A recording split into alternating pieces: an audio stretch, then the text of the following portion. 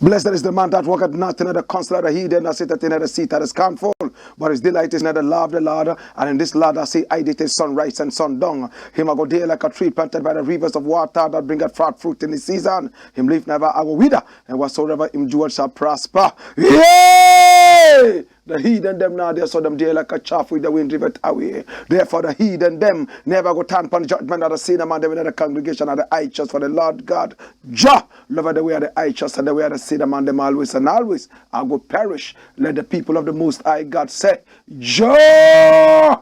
Kadamawe Grumabe Ate La E. Where two centuries meeting in the name of the Most High Jah. Ade so Jaja de. If Jaja never build up your house, the builder I go build it in vain. Same way. If Jaja never watch upon your house, the watchman I go watch it in vain. The name of the Lord is a strong tower, and the righteous run into it, and them is safe. Many are the afflictions of the righteous, but Jah shall deliver him from all of them. And I give thanks. And I give thanks. Oh, Mawu Sobolisa Akpe Akpe Akpe Kaka.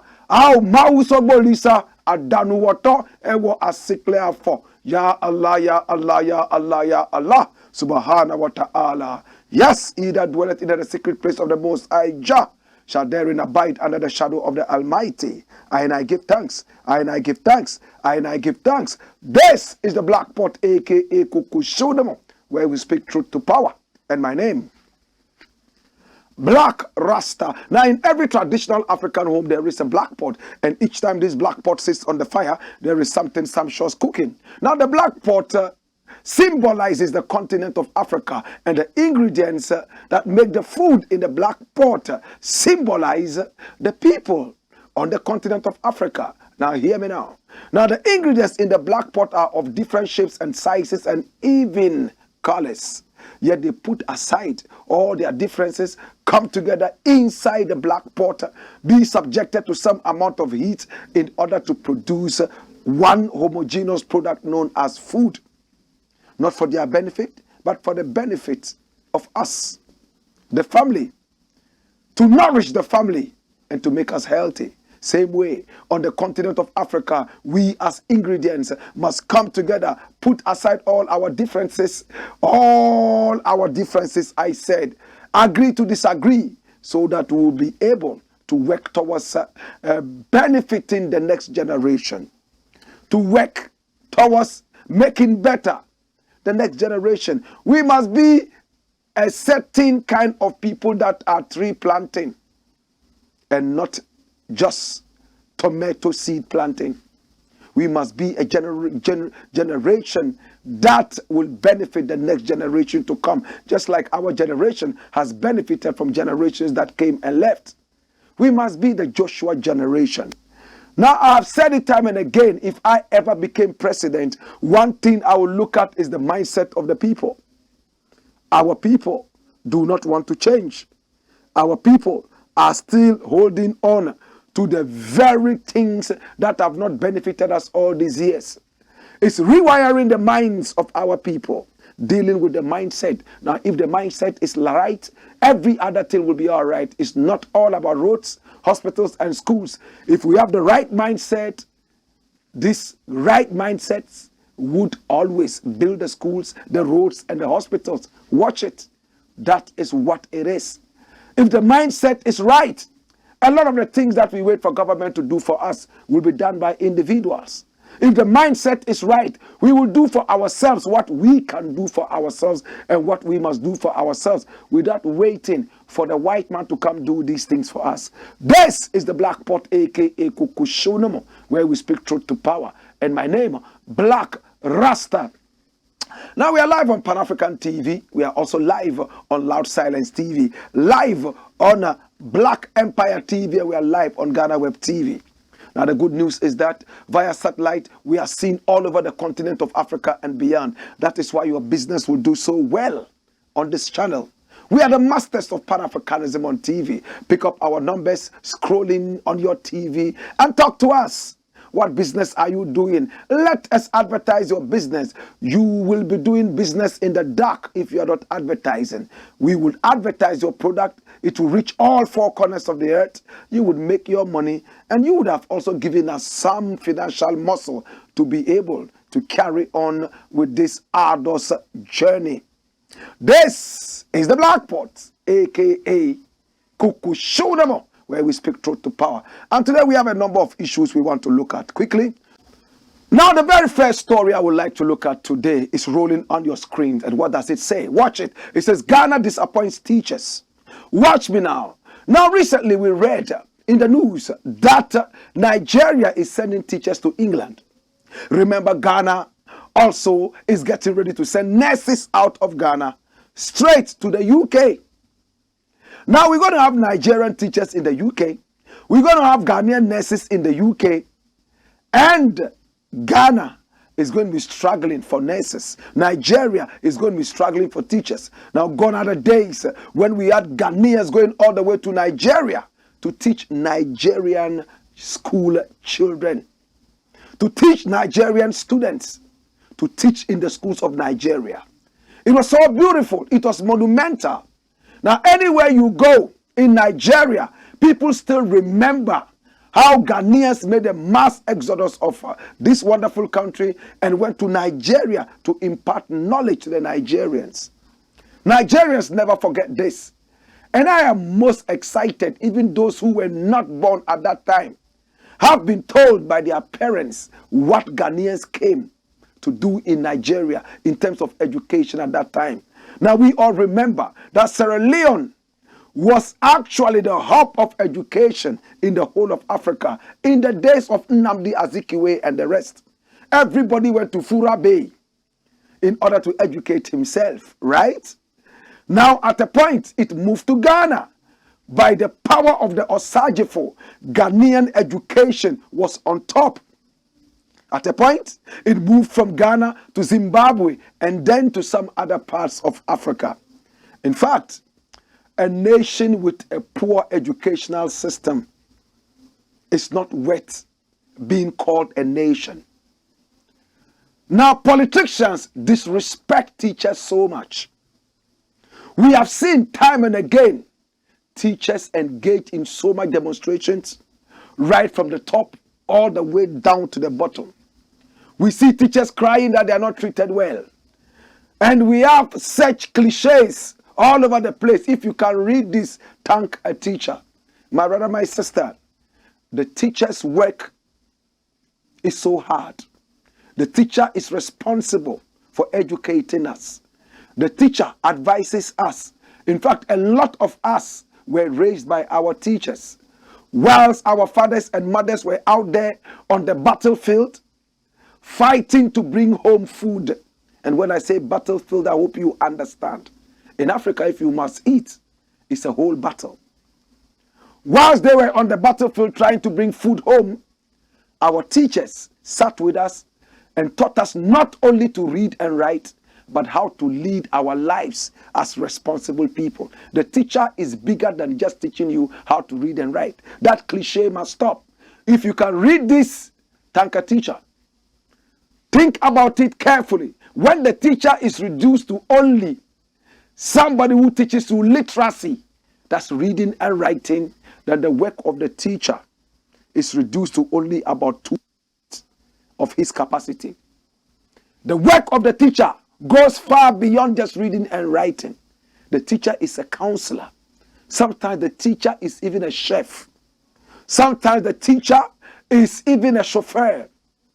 will come and carry your child all the way to school, cook for your child in the school, nurse your child in the school, and bring your child back from school after giving your child all the motherly and fatherly care. My brother, my sister, so when I see teachers being disrespected, I feel so sad. I am a teacher. My mother was a teacher. Father was a teacher. I come from a family of teachers. I respect teachers. Listen, the Prophet of Islam, Prophet Muhammad, peace be upon him, said one time, if he would be given the opportunity, he would go to his children's teacher's house every day to clean and polish their shoes for the kind of knowledge the teacher was imparting to his children. That was the Prophet of Islam. The same Prophet of Islam who was stark illiterate said another thing. He told Muslims, go and look for knowledge, even if it is in China. In those days, it was assumed that China was the furthest point on earth. The Prophet of Islam said, no matter where knowledge could be found, go look for it. And it's one of the very important things of Islam. Iman. In fact, faith. They will tell you that knowledge or seeking knowledge is part of Iman. It's part of faith. So when you seek knowledge, you are at the same time doing the things that Islam said you should do. For that matter, you'll be rewarded. Let's move away from the religious point and get into what is happening to teachers in our country. Look at the headline.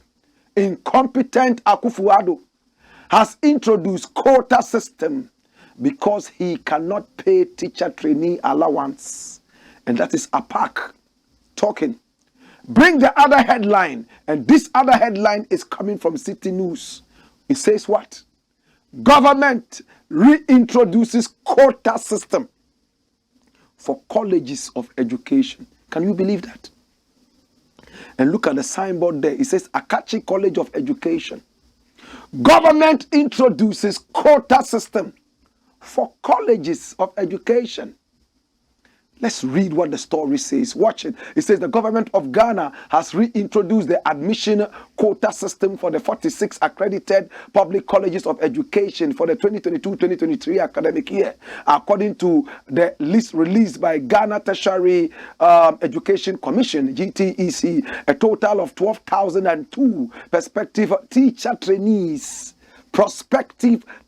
trainees are expected to be admitted into the 46 colleges of education for the 2022-2023 academic year. In a letter to the National Conference of Principals of Colleges of Education, PRINCOF, the Ghana Tertiary Education Commission outlined the list of colleges of education with their respective admission quota for the academic year and the review. The background. Why is there the need for all this? Now, the erstwhile John Mahama administration scrapped the payment of allowances in the 2013-2014 academic year and replaced it with loans from the Student Loan Trust Fund, arguing that it will increase enrollment in the various colleges of education and reduce the financial burden on the government. In December 2016, a then Deputy Minister of Education, Mr. Samuel Blakk, said the abolition of the teacher trainee allowances had increased enrollment in the colleges of education by 63.8%. He explained that before then, admission to the colleges was restricted by a quota system, with the colleges admitting only 40% of their capacity in view of the financial considerations.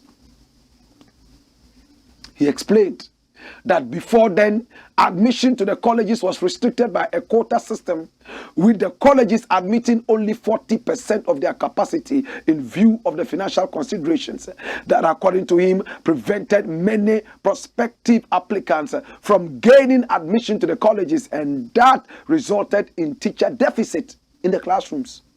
He said with the scrapping of the allowances and the quota system, enrollment into the colleges of education increased from 27,000 to 47,000 in the various colleges. However, The current New Patriotic Party government insisted that the country still needed more teachers and nurses and pledged to introduce the allowances since they served as motivation for many to attend nursing colleges and colleges of education.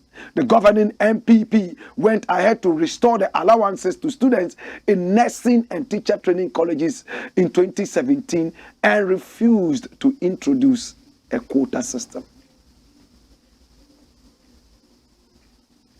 Government won't introduce a quota system for colleges. Professor Yanka said this in May 2017. Professor Kwesi Yanka, the then Minister of State in charge of tertiary education, said colleges of education could admit as many qualified applicants as their available facilities can allow, but without compromising quality and standards. He insisted that the Ministry of Education under the AKUFO-ADDO government would not introduce a quota system for admission, which could prevent many prospective applicants from getting admission into the teacher training colleges. This is the big man. My brother, my sister, that's what he said in 2017.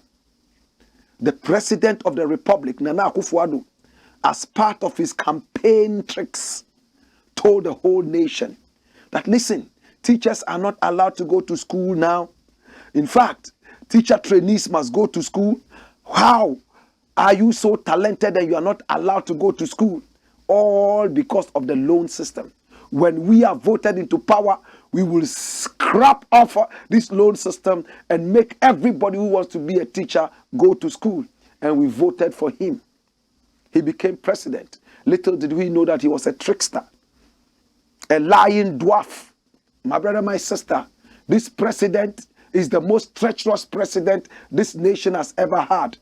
Now listen, the John Dramani Mahama government sat back and realized that, listen, much as we need teachers, we are unable to pay to train teachers. What do we do? For poor teacher trainees, we can give them the chance to get a loan, just like university students, and go to school. So they have no excuse of not going to school. As long as you are qualified, you must go to school. There must not be a financial restriction. There's a loan system. We can give it to you, in fact, with almost no interest. Go and get it, so that when you leave school, you will start paying, just like I did when I was in the university. Nana Akufo-Addo government said no. So they brought back that system where every teacher trainee could go to school and still be given allowances. We were happy. Of course, if government can pay for that, why not? Let's push it. We need more teachers. I love it when teachers enjoy. All of a sudden, they realized that they had played the buffoonery. All of a sudden, they realized that, no, they needed money to build a cathedral. All of a sudden, they realized that they needed money for the president to aimlessly fly around the world, eating his childhood fantastic foods. So what did they do? Hey, teacher trainees, right now, what is coming? If we go back and reintroduce this loan system, Ghanaians will say, you see, you don't even have ideas. You don't have that. You see, Mahama did it and you said it was not right. Now look, you are going back to the same thing. So what Nana Akufo-Addo is doing is simple. Show me the communique coming from the government. Look at this. Look at this. And this is from the Ghana Tertiary Education Commission. And look at the letter they wrote. You know what they are saying? Every school now that trains teachers would have a quota. If before then you were taking 2,000, now you are asked to take half. You see? These are the schools and their quota. Can you see it? Can you understand it? Mahama said, hey, we cannot pay, but we still need teachers. We must train them. Let us give them a loan so that they can go to school and be responsible enough to pay these loans back when they are finished with their studies. I remember there were demonstrations. I remember the insults and all that. We all were not happy with that. The government must find money to train teachers. When we went to the university, we were given loans and we paid. Student loans, we paid. They wanted to bring that to the teachers. We fought hard against it, but Mahama still pushed it. When this government came into power, hey, we heaved a sigh of relief. Hey, the government said, hey, we will restore the allowances. Go to school, we'll train you. Now you are training the teachers and sending them to England like pawns, taking money. In Nigeria, they are training teachers and sending them to England. Why did you train them at all? Do you have enough in your country? Before you export anything, you shouldn't have so much use for that in your own country, or else you are an idiot. You do not produce 10 ears of corn and go sell everything out. The following day, you are out there looking for corn to buy. You are an idiot. True? My brother, my sister, this government is a treacherous government. That is why APAC says what? That Nana Akufo-Addo has done what? Bring me the headlines. Quick! Look at it. Incompetent Akufo-Addo has introduced quota system because he cannot pay teacher trainees allowance. That's true. Politicians are so treacherous, dangerous, and dishonest. Come out boldly and say that, listen, you saw what we did. We have done our best. But now that the country is in crisis, we would not be able to continue with this teacher trainee allowance. So we are going to bring back the loan system. Do not disenfranchise teacher trainees by giving them a quota system. The rest of them, what will they do? They are qualified, yet they can't go to school. What have you achieved? What have you achieved? I am truly hurt when politicians play around some of these jingoisms. I'm truly, truly hurt. So now you've given them the quota system. It's going to bring about corruption, because now people are going to try to go through the back door. People are going to try to cheat in order to get in there. Square pegs in round holes are going to be churned out night and day. But when there was the opportunity for everybody to go as long as they were qualified, there was no need for extra competition. This government is a lying government. This government has been bedeviled with a lying spirit. And you've shown to the whole world that you lack ideas. Down with the Nana Akufo-Addo government. This is a shameless government that has no respect for teachers in the first place. It's so sad. Dash it away. Let's deal with the next thing. Next thing I would like to look at, my brother, my sister, is rolling on your screen. And I'm going to Nigeria. Petrol scarcity in Nigeria. A case of the thirsty fish in water. Now the fish is in water. There's so much water around it. In fact, it's actually swimming in water, yet it is thirsty. That's what is happening in Nigeria. Look at the headlines. And this one is from the Vanguard. It's one of the biggest Nigerian newspapers. And it says what? Scarcity. NNPC sells petrol for 148 naira. Private depots, 215 naira. And when you convert 148, you will get just around 4 Ghana cedis. That's what you will get. Look at it. Look at the cars in Nigeria. Nigeria has some of these tricycles, in fact, more than even human beings. If there are 250 million people in Nigeria, we have about 400 million of these tricycles there. Keke. They call them keke. Jesus. Let's read the story. And this is December 27, only yesterday. What does it say? It says petrol shortage has persisted yesterday across the country as depots and petroleum products marketers Association of Nigeria, DAPPMAN, continue to sell petrol at 215 naira per liter to marketers. This is an excess of 67 naira per liter, or 31% when compared to the 138 per litre being charged at the Nigerian National Petroleum Company Limited, NNPCL. So in other words, the government is selling it at 148, but you can't even get it to buy from the government. So you have to go to the private depots and buy it for 31% increase. Independent marketers that patronize the private depots sell the products at over 220 per litre, while the major oil marketers sell at 170 naira per litre at their filling stations. Checks by Vanguard showed that many filling stations across the country were shut, and the ones with stock continued to sell the product to motorists and other parties at far over the official price, whilst the ones selling for below 200 had long queues. In Abuja, fuel stations offering the product at the government price of 169 naira had queues, whilst the independent marketers, which were selling the product for between 220 naira and 300 naira, had no queues. In Lagos, the situation was almost the same, but the little difference between that being that most of the filling stations offering the product at government regulated price did not have the product, whilst the ones selling for 220 naira also had queues. Come. In Lagos, the situation was almost the same, but the little difference being that this emphasis being that most of the filling stations offering the product at government regulated price did not have the product. That's what we said earlier. While the ones selling for 220 naira had long queues, also had queues, long queues.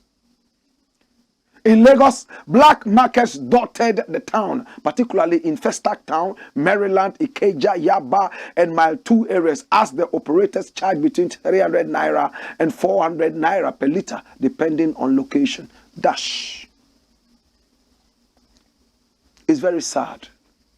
My brother, Nigeria is the biggest producer of oil in the whole of West Africa. In the whole West Africa. Nigeria is the most populous country in the whole of Africa. West Africa, East Africa, North Africa, and South Africa.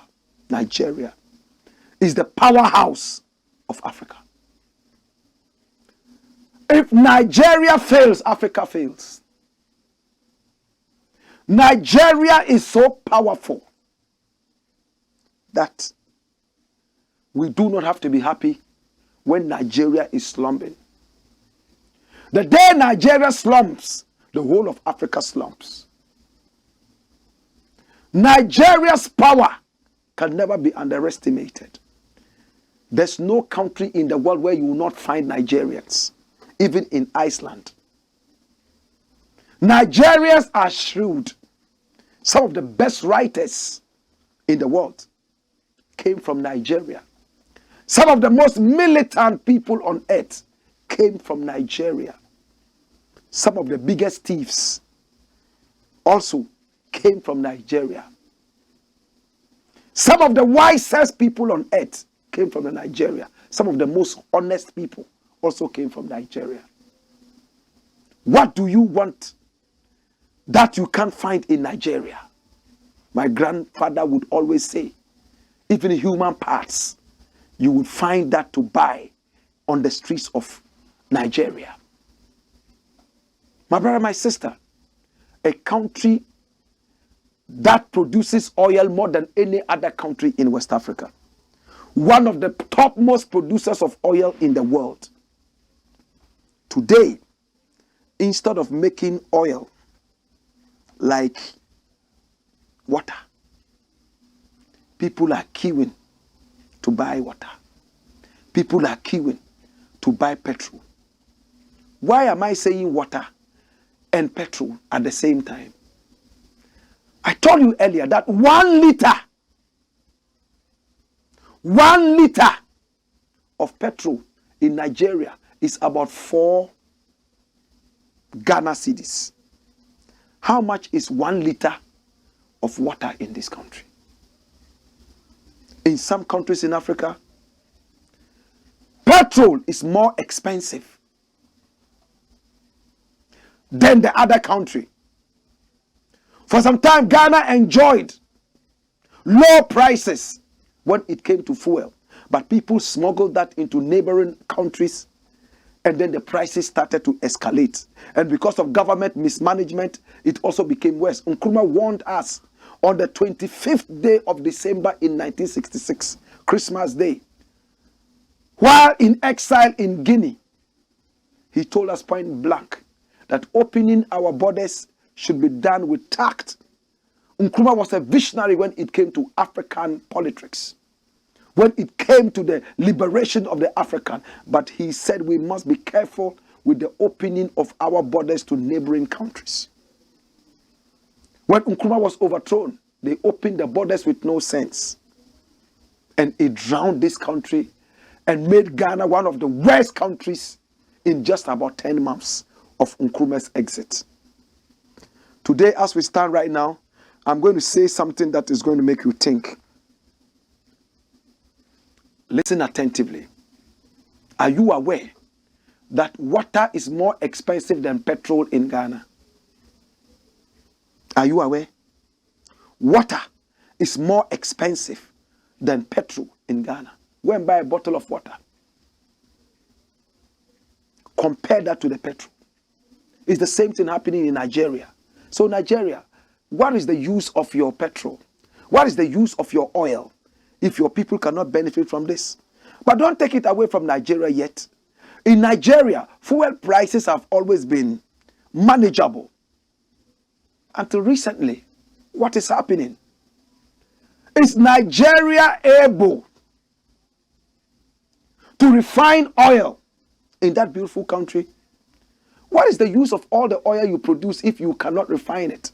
It's like Ghana producing the sweetest cocoa in the world, yet we do not make chocolate out of that. Some other people take our cocoa, we produce to feed their factories, and when they make the cocoa, they sell the chocolate back to us. It looks like we are a cursed nation. Our leaders don't think. They have no common sense. And when you talk about that, they get angry. They say you don't respect. I prefer to tell you in the face that you are an idiot, my brother, my sister, and make you change, to sitting down and looking at you and praising you, and you sink the whole country. Nigeria, please don't disgrace Africa. Sit back and work it out and make sure that things happen. A lot of countries in Africa are looking up to you. When there was a coup d'etat in Nigeria, January 15, 1966, exactly a month after, in fact, they were planning to remove Kwame Nkrumah, and on the 24th of February 1966, Nkrumah was history in this country in terms of being president. So Nigeria is such a powerful country. We have to be careful how we run things in Nigeria. To President Buhari, please watch your country very well. You know your country more than a lot of people. There's Boko Haram killing people. We cannot add that trouble to fuel shortages, or else the country will grind to a halt. And when Nigeria is in crisis, the whole of Africa will be in crisis. Nigerian refugees are going to be all over the place, and we cannot afford to have one of the greatest nations in the world turned into a refugee nation. Mr. President, do something about it. When we return, we shall talk some more. Hey! Wayo!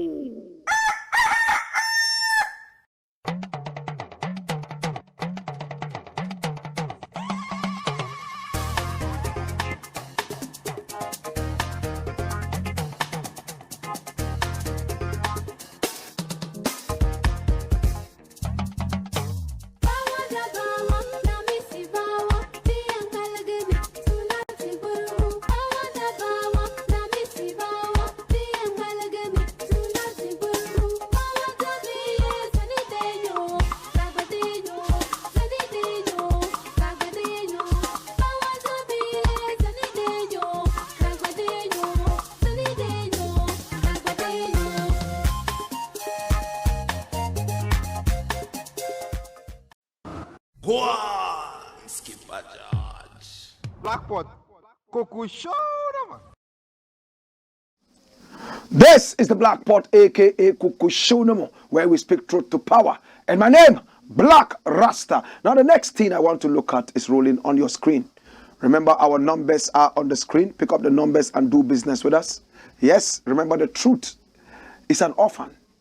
Nobody wants to be the parent of the truth, but you can be, because you speak the truth as well. The truth is bitter medicine. We all know that bitter medicine heals. But because of the bitterness, not many people look at the end product of the bitterness, the healing. Come together, let's make it a reality.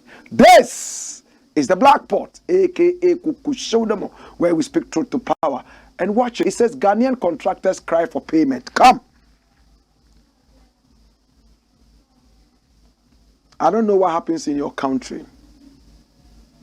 I don't know what happens in other parts of Africa. Contractors work very hard. Sometimes they are not paid anything to start with. They only sign a contract and then they go into constructing whatever.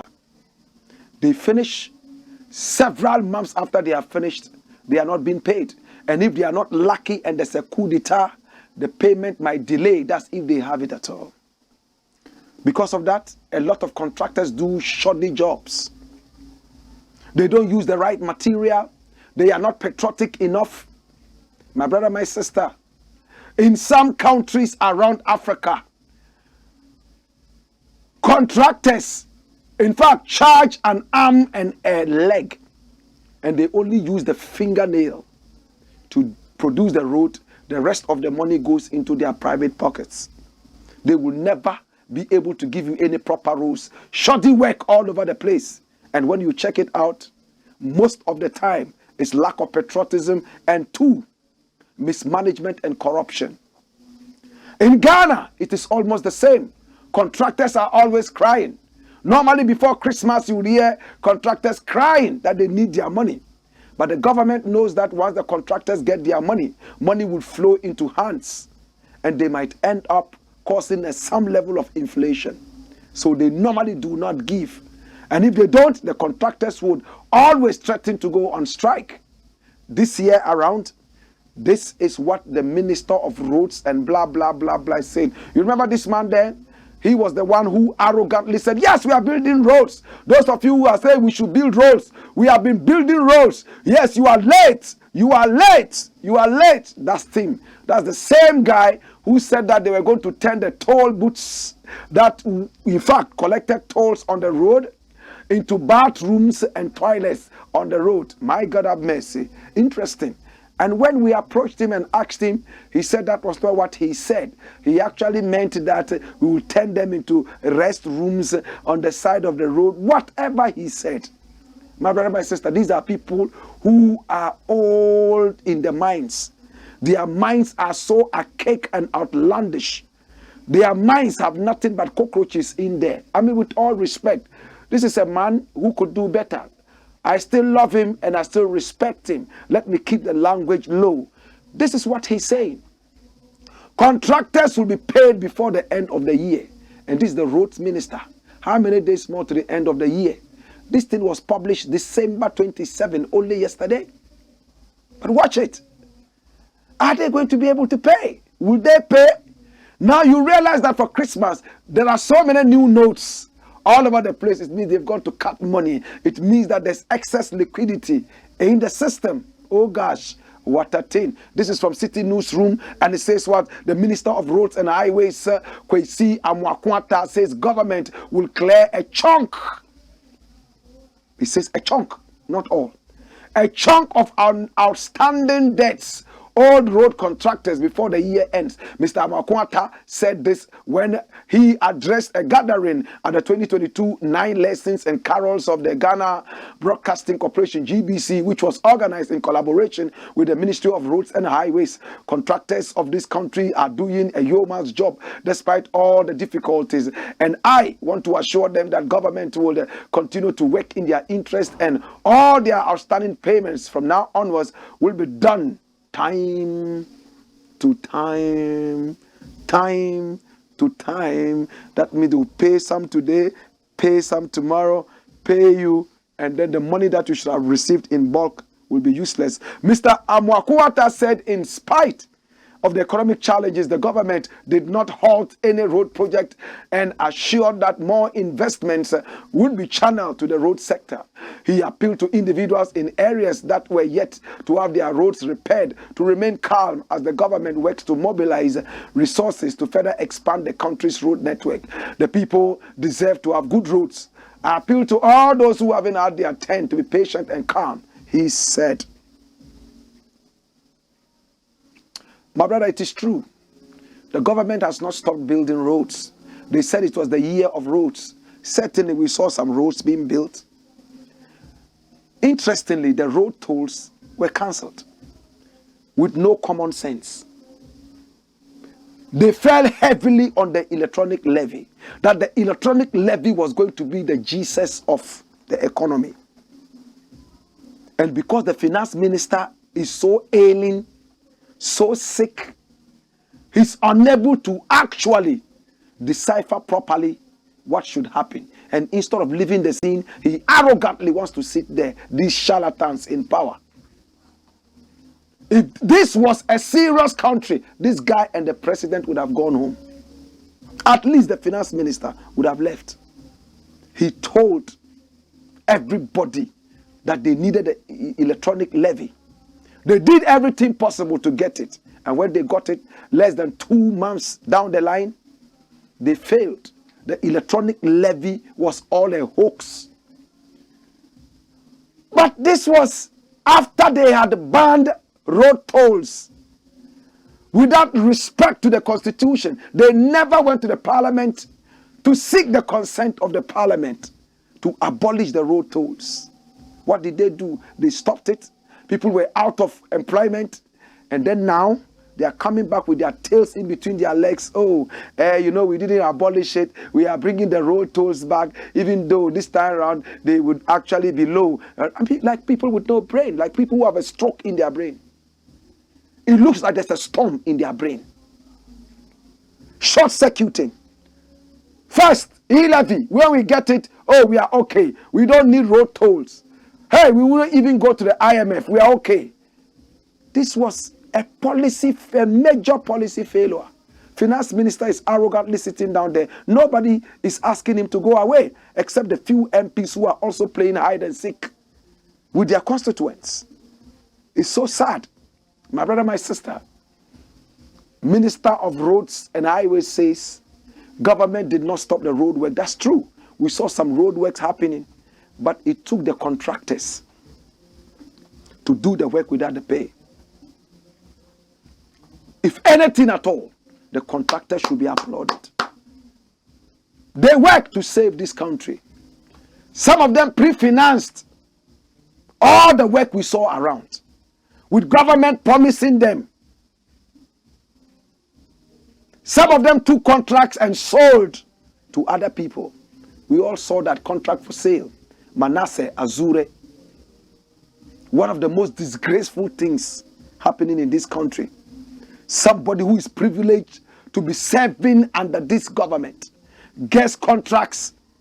He is supposed to be dealing with these contracts. PPA boss. He pushes all these things, gets them for himself, and then he sells them to other contractors. What a shame. Where's your patriotism? Yet this guy had his bank account frozen, only for him to Nicodemously go back after the freezing period, and then he took all his money and he's gone. Ajenin Ej, that's his name. What a shame. My brother, the contractors in this country, we salute you. I pray that your monies are paid. I don't trust these people. They said they will pay time after time. They know that they are about to leave office. Ghanaians are fed up with them. They know that they have performed abysmally. They know that they are the craziest government this country has ever had. And the shame will continue to linger around their heads and their necks like albatrosses. This is the Black Pot, aka Kukushodomo, where we speak truth to power. And where we speak truth to power, we don't criticize. If we must criticize, we will just criticize to build and not to destroy. Hey! Wayo!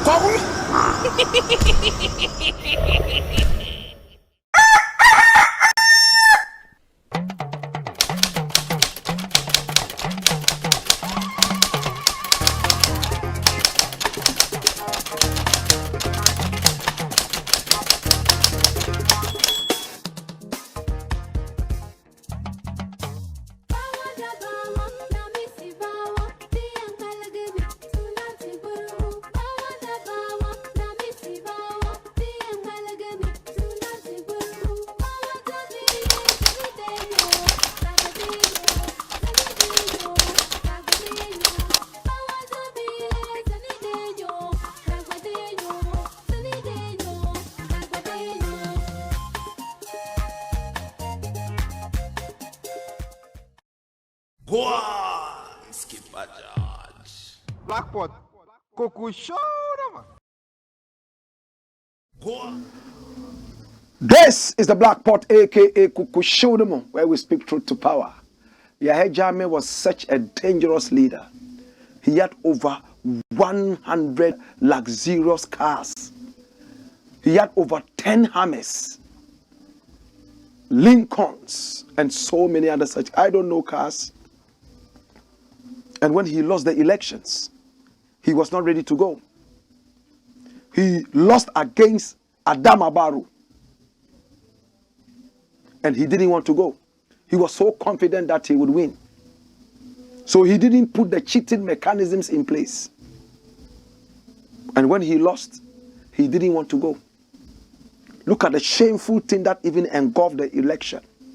And finally, when he agreed to go, he invited Adama Barrow around and said, listen, I'm going to hand over power to you on condition that you allow me to fly my cars out of this country and use them where I am going in exile.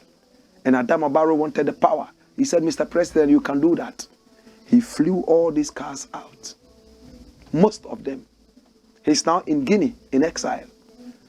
This was a man who decided to stop pension payment to pensioners, people who had worked so hard to uplift the Gambia, the smallest country within inland Africa.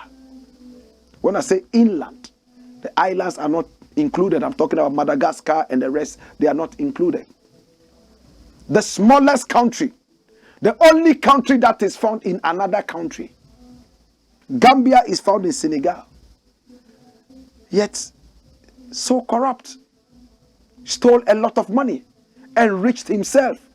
Look, he stole money, or better still, he took money from the pensioners' coffers and bought a private jet for himself. He claimed he was able to heal HIV, AIDS, and all that. Those people he claimed he healed started dying in their droves. He claimed he could heal asthma in 5 minutes. Those he claimed he healed got worse. My brother, my sister, when you have such fanatics, his name was so long, it could form a whole paragraph. Leaders like that are dangerous leaders. I used to think that Yahya Jammeh was going to be a different leader from his background and how he came into power. But he ended up being like any of those corrupt leaders in Africa, unfortunately. Anyway, this is the Black Pot, aka Kukushonomo, where we speak truth to power. Next, and what does it say? Watch it, rolling. It says, President AKUFO-ADDO must resign over wastage. President AKUFO-ADDO must resign over wastage. And who is saying this? What wastage? Who is saying this? Oh, I know this man. He's called Professor Blakk. That's him. But why should he? Okay, is there any wastage? Let's find out exactly what he's talking about. Watch it. And this is from my Joy Online. It says, Professor Blakk asks AKUFO-ADDO to resign if he cannot manage the country with 40 ministers. Oh, really? 40 ministers. But how many ministers does he have? All right, let's look at the story. What does the story say? An economist and finance lecturer at the University of Ghana, Professor Godfred Bobkin, has reiterated calls for President AKUFO-ADDO to reduce the size of his government, speaking in an interview on Joy FM's Super Morning Show on Friday. He asked the president to resign if he cannot manage the country with 40 ministers. As a matter of urgency, a reduction in the size of ministers, if our president cannot govern with less than 40 ministers and the other reforms, he should resign and give Ghana a chance, he said. He also stated the need for government to merge some of the ministries, adding that some of the ministries have been idle in their respective ministries. According to him, ex gratia for the state officials must be suspended until 2040 in this regard. With the number of ministers and associated calls, state-owned enterprises, new agencies being created, some of them are actually not doing anything, but their lifestyles are loaded on the public purse. This comment comes in the wake of government announcing some amendments to the terms of the domestic exchange program. Individual bondholders have now been included in the domestic debt exchange program, as the government of Ghana has announced the further extension of the expiration date of its domestic debt exchange to January 16, 2023. Individual investors were initially not part of the domestic debt restructuring, but it appears the exemption of pension funds from the program has triggered that. Reacting to this, he described the government's decision as unfortunate. According to him, according to him, if the last installment for Ghanaians who work hard, make savings over the years, and sacrifice their comfort for a better future is in 2038, then specific governance reforms must be initiated.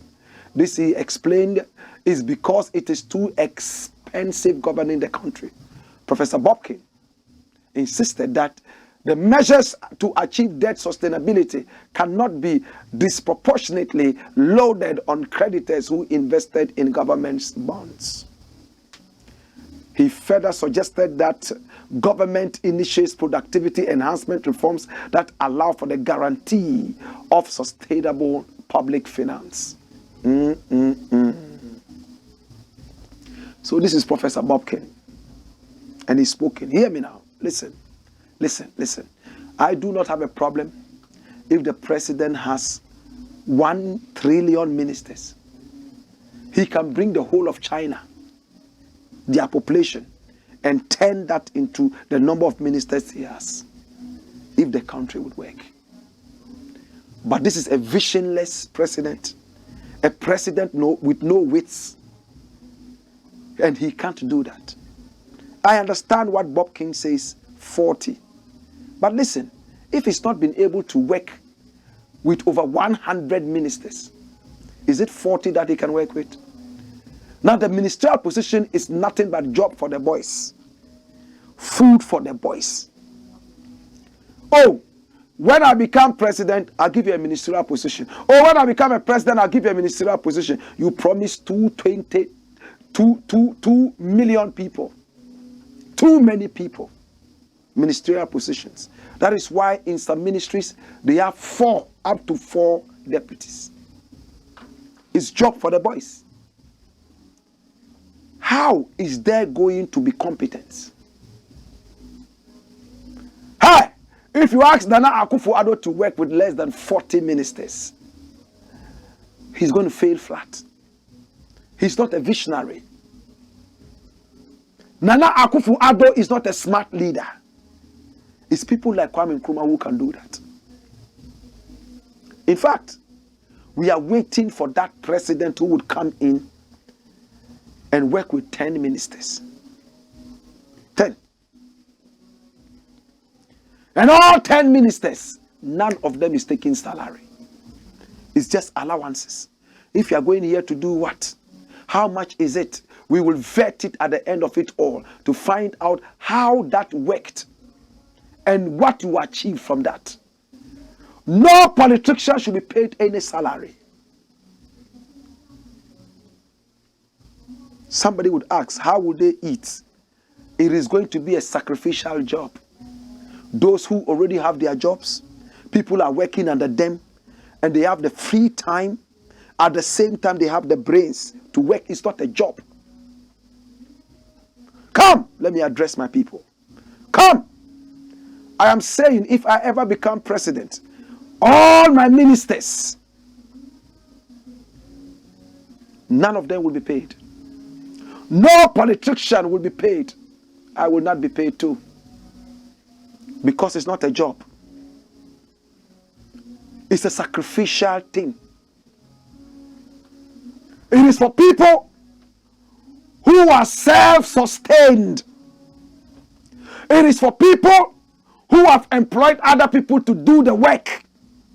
And they just sit back, give the ideas, and then count the revenue.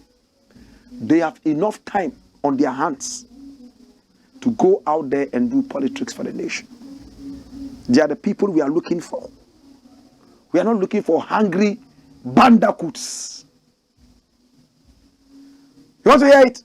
We are not looking for hungry bandicoots. We are not looking for hungry moles.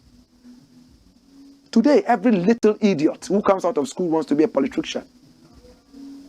They go into the dictionary and pick some 5 strange words, and then they spew that on radio and TV, and people applaud them, and the next thing, they are ministers of state with no brains. That is why your finance minister, Opon Kruma, I describe him as the minister of new vocabulary. He's only there to give you new vocabulary. With so much ego. When those guys are talking, they think that speaking English language well is equivalent to working hard. And in this country, we are still enslaved. Or when you speak good English, oh, then you are brilliant, you are smart. King George would have been the most brilliant guy on earth. How do you judge somebody's intelligence? By how eloquent he is when he speaks the English language. It's sad. My brother, my sister, this president is not a smart president. He has disappointed the people of this country. The sooner we got rid of him, the better. I cannot wait for this president's tenure of office to end. And God can even do us a favor by bringing his divine hand on him. When that divine hand lands on him, he should have a nightmare. This president should have a nightmare. In the middle of the night, he should see dwarfs running after him. Dwarfs shorter than him, running after him, running after him, running after him with evilous faces, more evil than his own face. The next day, he goes on radio. Fellow countrymen, Ghanaians, please, I want to resign from my position so that a better person can come and govern this country. That's what I pray for the president.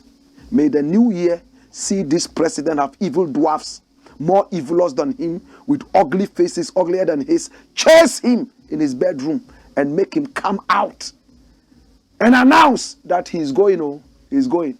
Sometimes I wish I could turn into a dwarf. I would have turned some people into punching bags and beating bags. The first person I will go to, dash it away. Come! Last thing, and I'm gone. AKUFO-ADDO'S joke corruption fight. He brought the OSP, the Office of the Special Prosecutor, and he's starving that office of money. The man says he's been in office without salary for only God knows how long. The young man has achieved a lot. Kisia Jabin is his name. He brought in a fat Agama lizard from the north and put him in the office. He became a python in office. A special pretender who wanted to be called special prosecutor. Alamisi Hamidu. He disgraced himself, disgraced us, people from the part of the country that he comes from, and we don't even want to see him, such a nasty pretender. They brought a younger guy. We all said, oh, this guy will be a twerp. That guy, he will do nothing. But he has achieved a lot. The president is scared of him. So they are starving him of money. He's in office and he's not being paid. Are you not turning him into a thief and a corrupt guy? A young man who probably has a young wife. His libido is all gone because he's in the office working night and day. President will not pay him. He and his staff, no payment. Recently, they gave them some small amount of money. But the Office of the Special Prosecutor is still crying. And look at what the PPP has put out. Hey, PPP. You know PPP. Watch it. It says corruption.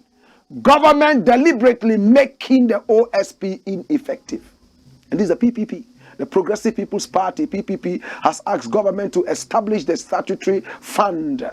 The statutory fund which will help the special prosecutor to be adequately resourced and not have to beg for funding. Dash it away. That's it. You bring a man to fight corruption and then you make him hungry. Is this guy not pretending to be the president who wants to fight corruption? When we say this, some people say you are, unreasonably hard on the president. Did I ask him to be president? He wanted to be president, should be ready for this. If he's not delivering, we will come down on him and clamp him down. That's why I said, I wish I had this juju that could make me turn into an evil dwarf, more evil than him. Get into his bedroom with my baranzim, ponko pote, pokobo. Come! It's time to go. I appreciate you and I love you. It's been the Blakk Pot, aka Kukushodomo, where we speak truth to power. Hey! My name Blakk Rasta. Wayo! Boom! Cover!